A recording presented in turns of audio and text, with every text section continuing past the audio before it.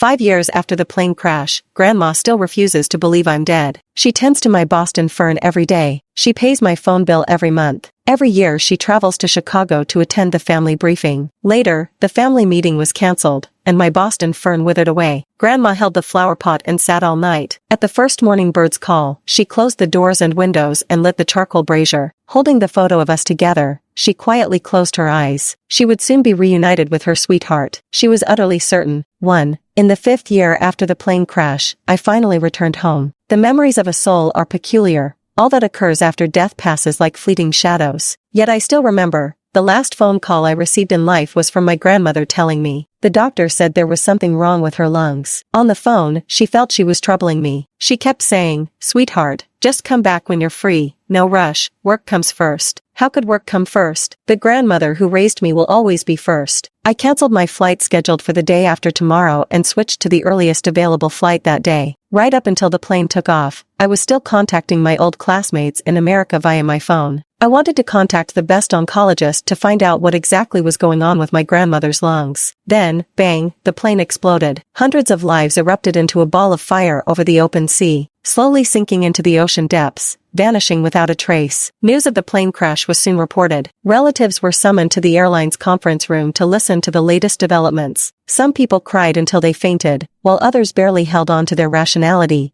demanding the airline provide concrete details of their negotiations. Meanwhile, my grandmother sat in the corner, utterly bewildered. She couldn't understand the official jargon. All she knew was that her sweetheart had boarded that plane, and now the plane had vanished. And sweetheart shouldn't have been on that flight to begin with. Sweetheart had only boarded that plane to accompany her to a medical appointment. In the noisy conference room, this nearly 70-year-old country woman abruptly bent over, pounding her chest as she wailed uncontrollably. She shouldn't have died. It's all my fault. All my fault. No one could make out the muffled words in her thick rural accent. But the other family members nearby, tears streaming down their faces, reached out to hold her steady. They said, "Old lady, maybe he's not dead. Maybe he just made an emergency landing on some deserted island." They said, "Granny, hold on a little longer. There might still be hope." Grandma waited for 5 years. In those 5 years, she tended to my Boston fern every single day. She paid my phone bill every month. Every year, she traveled to Chicago for the family briefing sessions. Later, the family meeting was canceled, and my Boston fern withered away. There was still no news of the crashed plane. Grandma stared at the flower pot and sat in bitterness all night. At the first morning bird's call, she lit the charcoal brazier and closed the window. Holding our photo together, she quietly closed her eyes. She would soon be reunited with her sweetheart. Of this she was certain. 2. The charcoal burned bright red. Every window crack and door gap had been sealed with duct tape. I screamed desperately, but Grandma kept her eyes tightly shut. She couldn't hear me. I pushed against the window with all my might, yet my palms simply passed through the glass. I drifted toward the window.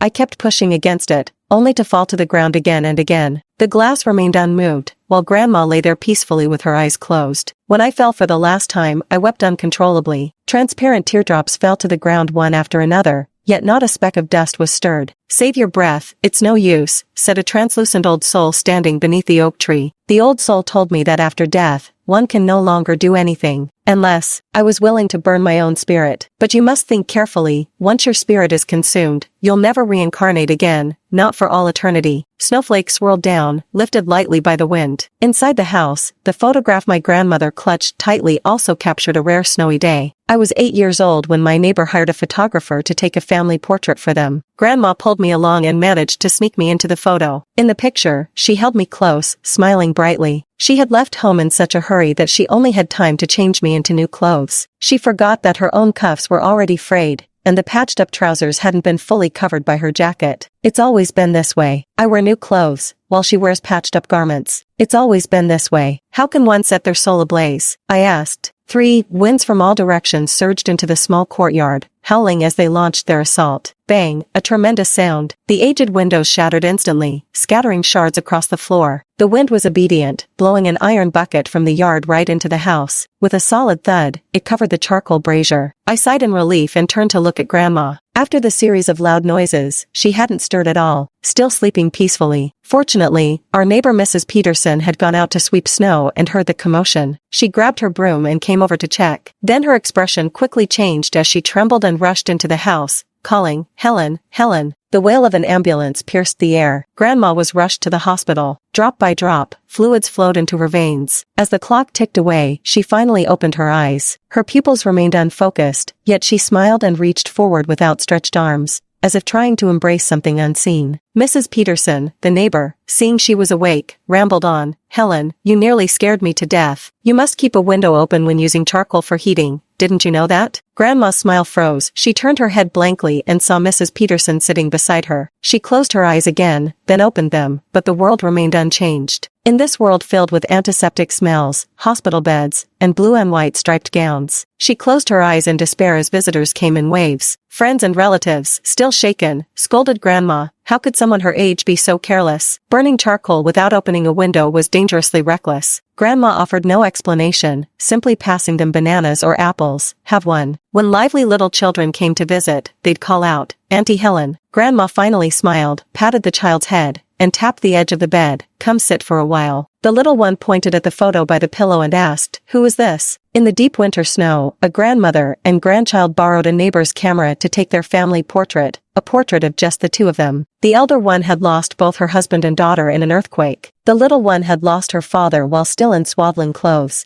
and later lost her mother as well. They must have been the loneliest and most pitiable two souls under heaven. But that Christmas, because of this photograph, they were very happy. The great-nephew's eyes were innocent, and where his finger pressed happened to frame Sweetheart's smiling face. Grandma fell silent for a moment before saying, "This is your sister, Chloe." The child then asked, "Then why doesn't she come to visit you?" The parent smacked his bum hard. "Shut up. Eat your apple. Why must you chatter so much?" Grandma sank into another long silence, until the parents prepared to leave with the child. She lifted her head and told the child, "Chloe will come to see me. She just hasn't found her way home yet." Outside the door, Mrs. Peterson, the neighbor, was holding a kettle of hot water and quietly wiped her eyes. Grandma wanted to return the money for her medical treatment to Mrs. Peterson. Mrs. Peterson refused to take it. She pulled Grandma aside and asked, "Helen, did you light that charcoal brazier on purpose?" Grandma smiled faintly without answering. Mrs. Peterson grew frantic. "You've gone completely mad." Grandma poured her a glass of water. "Have some water." Mrs. Peterson grabbed her arm. "Stay alive. Maybe Chloe isn't dead. You might yet see the day she returns." Grandma told her calmly, "Chloe isn't coming back." Outside the window, the north wind howled as thick flakes of snow drifted down. Like ashes after a fire burned out, Grandma blinked her sore eyes and added, "It was all my doing." Flight 5, that rescheduled flight, simply departing 2 days earlier had taken her sweetheart's life. And what's even more absurd is that after the plane crash, her sweetheart's classmates specifically took her to the city to see a doctor. The most authoritative doctor in the oncology department assured her with certainty that she was not ill. The suspected lesion in the lungs turned out to be a misdiagnosis. The white-haired doctor, accustomed to life and death, had long since formed his judgments about people. He thought the elderly woman, having been frightened for nothing, would feel relieved. But to his surprise, tears streamed down her face as she pressed him. "Are you absolutely sure my lungs are fine? Could you take another look?" It appeared she was actually angry at herself for not being the one who fell ill. After leaving the hospital, Helen couldn't sleep for nights on end. She loathed her inability to stay composed, regretting having called Sweetheart. What difference would a few days' delay have made? Would it have killed her? At her age, still so terrified of death? Now look, you didn't die, your sweetheart died for you instead. Your sweetheart died for you. No one blamed her. Yet those words sprouted from her heart, creeping through every fiber of her being. Like maggots gnawing at bone, Helen even thought of her long-departed husband and daughter. They had perished in the earthquake. She survived only because she'd been away working. In the dead of night, she jolted awake from her dream, drenched in sweat. She thought, they shouldn't have died. It must be because her fate was too strong, overpowering theirs. Just like how she had overpowered Sweetheart. It was all her fault. Tears streamed from her eyes, one after another, then another. Tears flowed down her cheeks, dripped off her chin, soaking her collar, soaking the pillow. Clutching the worn photo album, she turned a page and saw her husband in his youth, saw her faded daughter, saw that tiny bundle of joy. The camera had frozen their lives in time. Those left alive only hated themselves for still living. 6. I want to send Grandma a message in her dreams. Being a ghost for the first time, I don't have any experience. I went again to consult the ancient soul standing beneath the old oak tree. Lifting his eyelids indifferently, he told me, sending dreams is possible, but you'll still have to burn your soul. He emphasized once more that after burning my soul for the 3rd time, I would no longer be able to reincarnate. He also said that only the most foolish ghosts would burn their souls repeatedly. I know, but I'm willing to be a fool, just as Grandma unscrewed the cap of that strong cleaning solution. She collapsed into unconsciousness without warning. In her dream, she lay on a hospital bed. When she opened her eyes, seated beside her wasn't neighbor Mrs. Peterson, but her sweetheart. She got her wish fulfilled. The moment she saw me, she couldn't utter a single word. Her lips trembled as she pulled me into a tight embrace. She held me so tightly that all my tears soaked into her clothes, and she wept uncontrollably, her whole body shaking.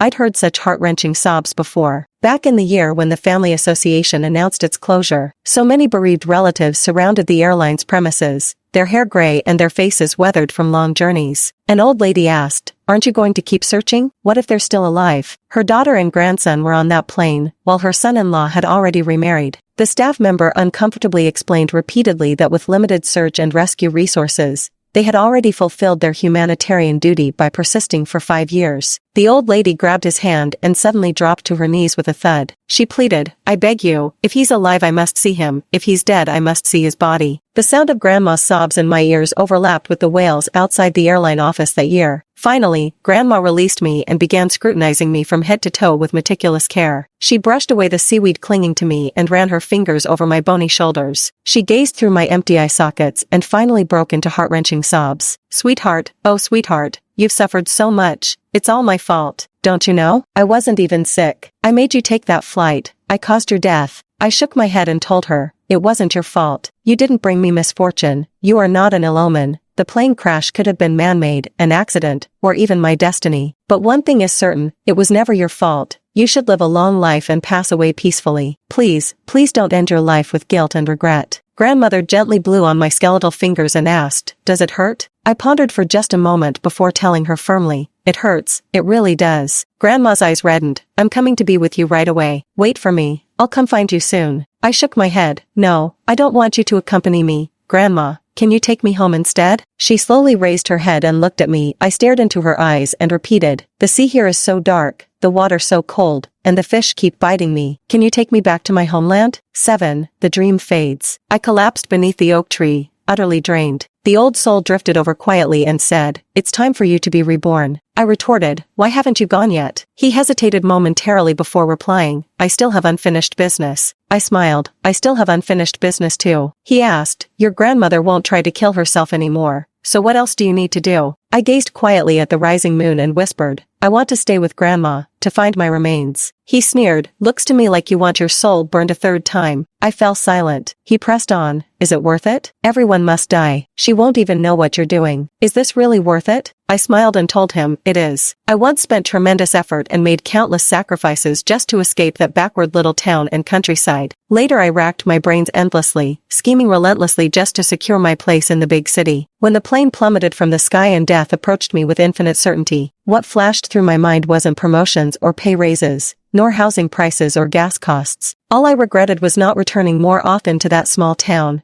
not spending more time with my grandmother. The moon was full that night, its glow exceptionally bright. 2 wandering ghosts quietly gazed at the moonlight together. I asked him, "Why haven't you moved on?" He replied, "Being a ghost is freedom." "Heh, liar, clearly there's something tying you here." I couldn't be bothered to call him out, so I kept watching the moon. He stayed watching with me. After a long silence, he suddenly added, "Hey, remember to reincarnate soon." 8. Not long after, it was a Sunday. Every Sunday, Helen would go to church for worship. In the past, she had prayed to God to keep Sweetheart safe. Now, she knelt on the pew, tears streaming down her aged face. She begged God, could she bring Sweetheart's remains home? Even if just one bone, even just a single piece. She wanted her sweetheart's spirit to return to its homeland. The sea was too cold, and her sweetheart was terrified of the cold. She wanted to bury her darling on the hillside back home. Helen's murmured words were heard clearly by the churchgoers behind her. Frank Goodman had long noticed this old woman who came to pray every Sunday. He knew she always donated to the church, 20, 50, crumpled bills, yet she never seemed short on money. He also knew that she always came alone and left alone. There was never anyone by her side, no family, no friends. Frank took one last drag of his cigarette before flicking the butt onto the ground. He knelt on the bench beside the old woman. Helen had met a spiritual medium. The psychic was remarkably skilled, capable of divining both the past and future of people. The psychic's surname was Goodman. With just a glance at Helen's palm, he easily discerned that she had lost both her husband and daughter when she was 47. And just a few years prior, She had lost her last remaining family member. Helen was terrified, then overwhelmed with astonishment, because the medium told us that he could not only tell fortunes but also communicate with spirits. The curtains in the living room were drawn. A bowl of water, a few candles, and papers with strange symbols drawn on them were neatly arranged on the table. The medium was about to conduct a séance. He intended to let the deceased Chloe speak directly, to tell her grandmother where her remains were located. The match struck, the candles flickered to life. The medium closed his eyes tightly, murmuring incantations. Helen waited anxiously. The medium suddenly opened his eyes. "The spirit is here," he said. I sat atop his head, stabbing at his eyeballs with my decaying fingers. Of course, I stabbed empty air. My fingers passed straight through his skull. The old spirit stood in a sunless corner, snickering. 3 candles had burned out. Frank told Helen he had discovered Chloe's burial site. She lay deep in the Atlantic, surrounded by desolate islands. Day after day, the tides washed her ashore on those islands. Tears once again streamed from Helen's eyes. She was certain Frank was a genuine medium. How else could his words perfectly match the visions from her dreams? Frank didn't know her at all. How could he possibly know her granddaughter had died in a plane crash rather than an earthquake? Helen begged him to take her to the island. Frank refused. His spiritual communication technique was an exclusive method, passed down to only one disciple in each generation. This was an absolutely secret art. How could he possibly allow others to observe it firsthand? Helen nearly dropped to her knees. "Please help me find Chloe, Master. I'm begging you." Frank quickly helped her up. He was deeply conflicted and helpless, but eventually relented to her plea. With a furrowed brow, he stated that he could personally travel to Africa to retrieve Chloe's remains, but with such a long and treacherous journey ahead, he couldn't possibly pay for it himself. Helen quickly exclaimed, "I have money." There was $63,000 left in her bank account, her last pension fund. Helen kept $3,000 for herself. Frank explained that going to Africa would require accommodation, plane tickets, guides, and porters. Each and every item cost money. He did rough calculations. $60,000 was definitely insufficient. Even $100,000 wouldn't be enough. Helen handed over the remaining $3,000 to him. Frank paced back and forth in the room, wrestling with his thoughts. He glanced at the dilapidated old house, then at the old woman smiling apologetically and pleading with him. His face was full of reluctance. Finally, he seemed to have made a very difficult decision. He said, "Fine, ma'am. Seeing how pitiful you are, I'll cover the cost myself to help you with this."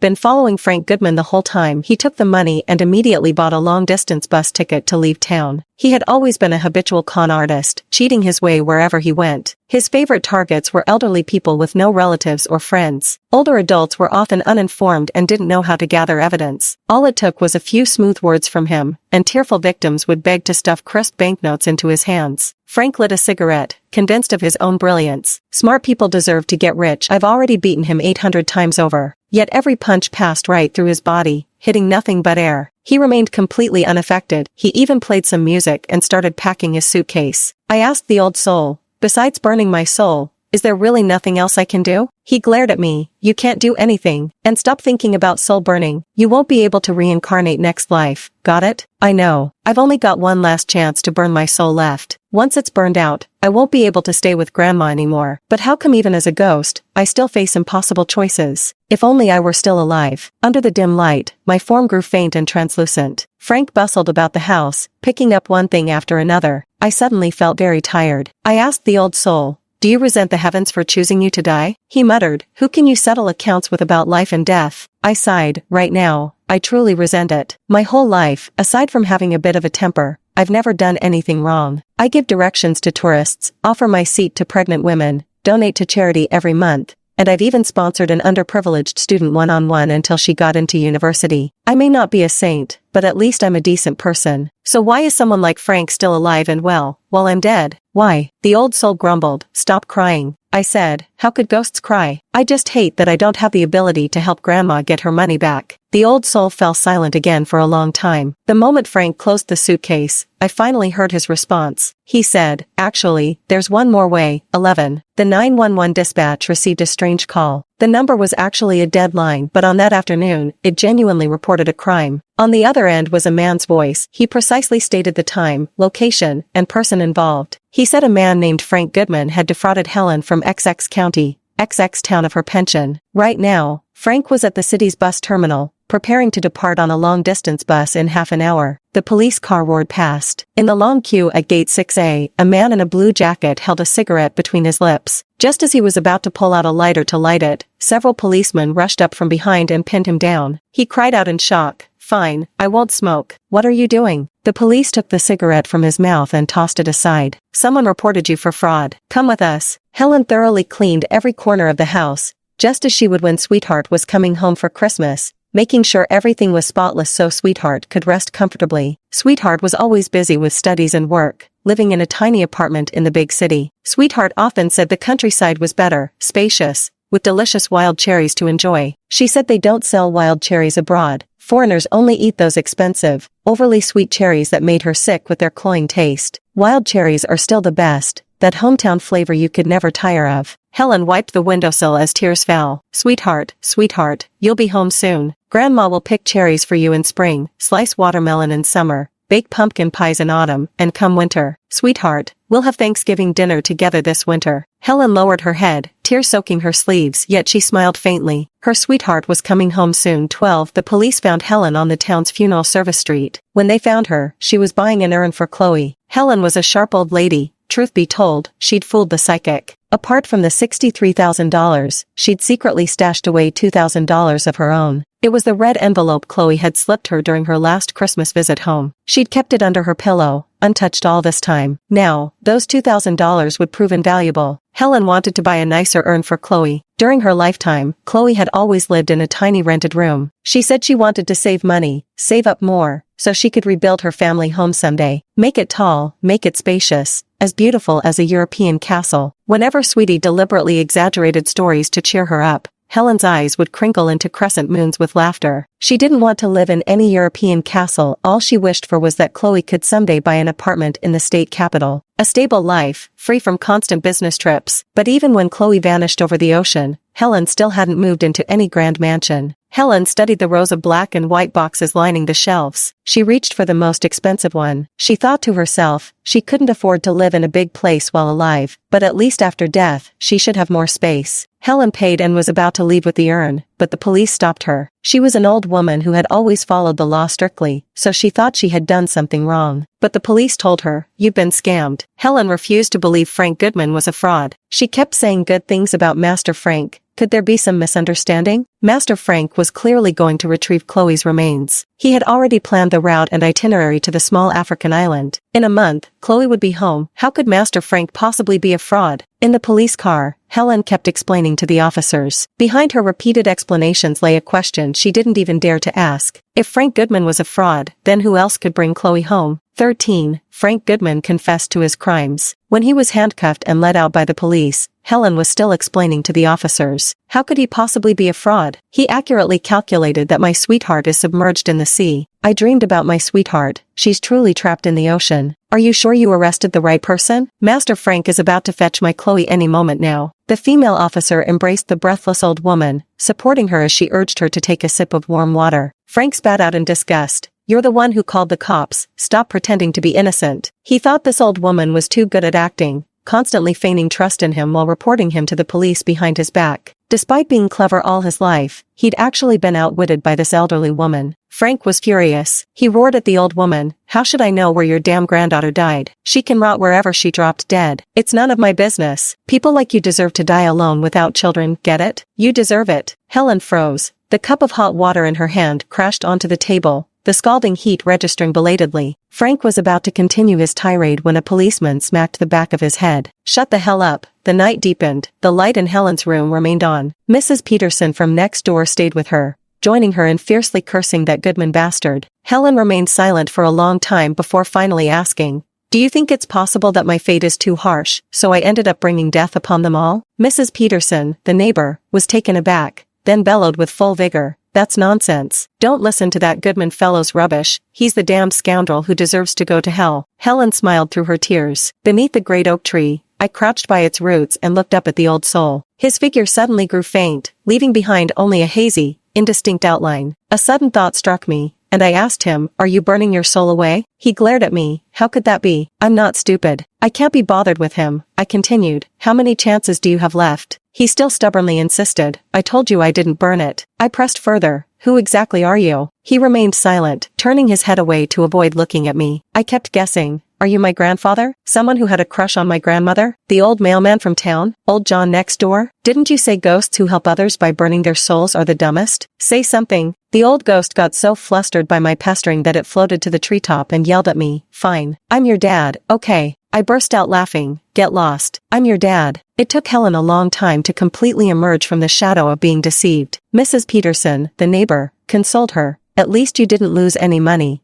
And he ended up in jail. So, no loss for us. Helen shook her head, speechless. Mrs. Peterson, the neighbor, pondered for a moment before adding, there will be other chances to meet Chloe. As long as one is alive, a way can always be found. Those words struck a chord in Helen's heart. She lowered her head, and a teardrop slowly trailed down the wrinkled corner of her aged eye. She whispered softly, I don't even know if I'll be able to bring Chloe home before I die. 3 months after being scammed, Helen received a phone call. On the other end of the phone was an old woman named Agnes Reed. She lost her only daughter and grandson in the accident. She and her husband held on for a long time, persistently standing at the forefront of the protests. Not long ago, her husband suddenly passed away from a cerebral hemorrhage. On this Christmas Eve, when every household gathers in reunion, only she remains alone at the dinner table. Agnes choked back tears as she told Helen she was going to collect the settlement money. In the years following the plane crash, various countries dispatched rescue teams and search crews in attempts to locate the accident site. But the sea is incredibly vast, and even the best search agencies can only roughly demarcate a broad area with great difficulty. Previously, search authorities claimed that aircraft wreckage had been discovered in Madagascar. Afterwards, the airline released the accident investigation report and called off the search operation. Now, Agnes says she wants to go see Madagascar. On the other end of the line, the old woman was choking with sobs. I don't know how much longer I have left to live, but since they've stopped looking, I must go search for him myself. That day, Helen sat in the living room, lost in thought for a long time. In the first few years after the plane crash, the airline company successively began compensation procedures. Initially, Helen refused to accept the settlement money. Accepting the payment would mean admitting her sweetheart was dead, wouldn't it? With the money in hand, wouldn't they feel justified in no longer searching for the passengers on the plane? Helen said, I don't want money. Give me back my sweetheart. Give him back to me. The staff left in frustration. Years passed, and Helen knew her sweetheart would never return. Now, she just wants to bring her sweetheart home. Number 15. Helen had never seen the sea her whole life. The first time she did was in a foreign land. The ocean was truly this vast, stretching endlessly beyond sight. It was an overcast day. Both sky and water were pale gray. The howling wind sounded like someone weeping. They'd told her the plane wreckage was discovered right here. Helen slowly knelt down, put on her reading glasses,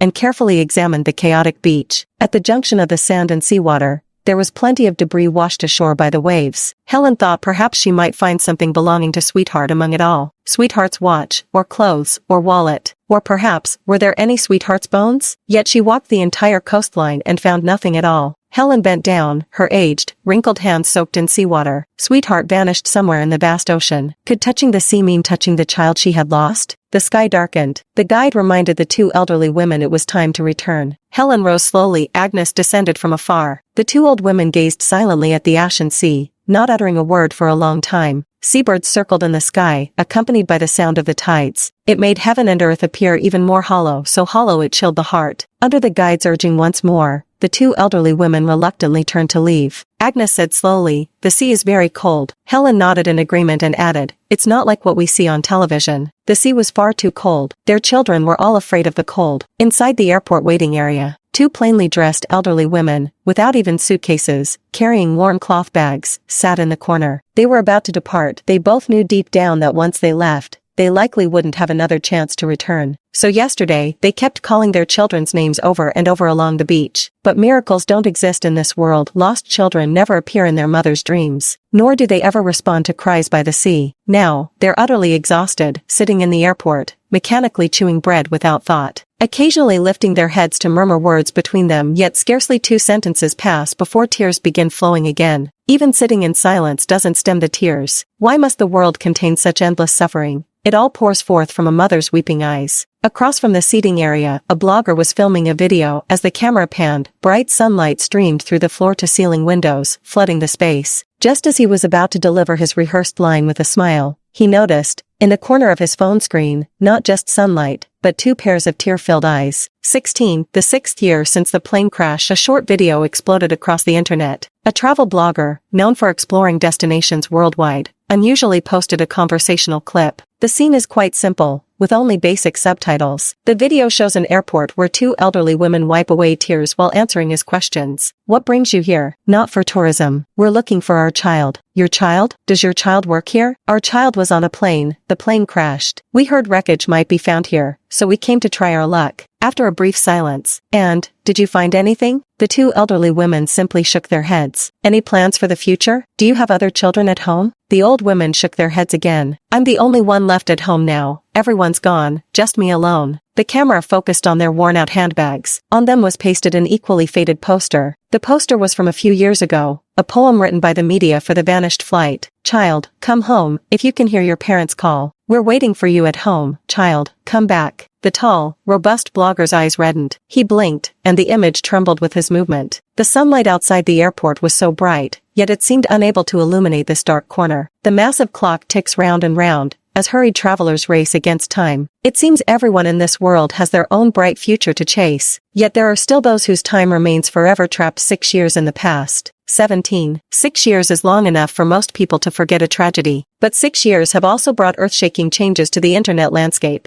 The two elderly women had tearfully confided their heartbreak to many people, yet they never imagined that one day, their tears would be witnessed by tens of millions. And among those tens of millions, countless others found themselves shedding tears alongside them. The long silent old news has been dredged up again. The accident report from back then was released with hardly a whisper, buried among celebrity gossip and entertainment news, shockingly low profile. Years later, on the internet, the elderly women's tears set off wave after wave of tsunami. Countless people flooded the official websites of relevant institutions, leaving messages again and again, demanding a renewed search. The hidden technical experts further narrowed down the possible wreckage area of the aircraft based on various factors such as ocean currents, climate, and geography. Soon after, the airline company, in collaboration with the NTSB, held another briefing for the victims' families. At the family gathering, many familiar faces were absent. Some had become forever stranded in time during this protracted search. Their voices never rose again. At the meeting's conclusion, authorities announced the resumption of search operations. No one cheered. There was only endless tears and exhaustion. Helen and Agnes sat in the last row, gently closing their eyes. Tears slid from the corners of their eyes, soaking their faces, chins, and collars. They wept soundlessly, resembling stone statues standing in the sea. If you can hear your parents calling, child, come home. 18. Several more years passed, and Agnes moved into a nursing home. She had a fall, suffered a stroke, and became unable to care for herself. With no one to look after her, her nephew did his duty by choosing a very good nursing home for her. She often called Helen, repeating the same monotonous topics over and over again. When will we find the children? Are they even searching seriously? How is your health? Don't cry all the time, it's bad for your eyes. Several more years passed before they found a batch of skeletal remains and teeth that might belong to the missing passengers. The staff took samples from every living family member. These samples were to be brought back to Washington for DNA identification. By that time, Agnes's phone number had already been disconnected. Helen's eyes could no longer see clearly. Her hearing wasn't very good either. The staff informed her that Chloe's remains had been found. She let out a reflexive huh, until the staff member holding the box repeated loudly, "The separated bone fragments and teeth are all in this box." Helen froze for a long moment before stumbling forward to clutch the box tightly against her chest. No one could make out what she was saying. She had grown old, and her speech had become hoarse murmurs, as if talking to herself, or perhaps to someone non-existent. With extreme caution, she set the box down and groped her way back to the bedroom. Deep in the wardrobe sat an empty urn. Several years ago, Helen had been swindled by a fraudster, overjoyed at the mistaken belief she was about to bring Chloe home. Later, when she was buying an urn at the funeral service shop, the police informed her it was a scam. Yet she still carried the urn home. She had a stubborn belief that Chloe would definitely return. The daylight was bright. Dust floated in the aging living room. Helen carefully wiped the dust off the sandalwood box with a cloth. Then cautiously, he placed the remains brought back from foreign lands into the urn. "Sweetheart, we're home now." She hugged the urn and bowed her head. Her forehead pressed against the urn, just like when Sweetheart was little and they used to play the forehead-touching game. "Sweetheart, we're home. Grandma will pick cherries for you. Grandma cut a watermelon for you. At 19, 3 months after Chloe was buried, Helen seemed to have some premonition. She took out a burial gown from the top of the wardrobe. She changed into it piece by piece, then tidied up the bedding. She cleared everything until only the hard bedboard remained, then lay down on it. Closing my eyes, darkness rushed in. The past unfolded vividly before me, as clear as yesterday. She was an ordinary woman from West Virginia. Born in West Virginia, raised in West Virginia, married in West Virginia, bore children in West Virginia. It was also in West Virginia that she lost both her husband and daughter,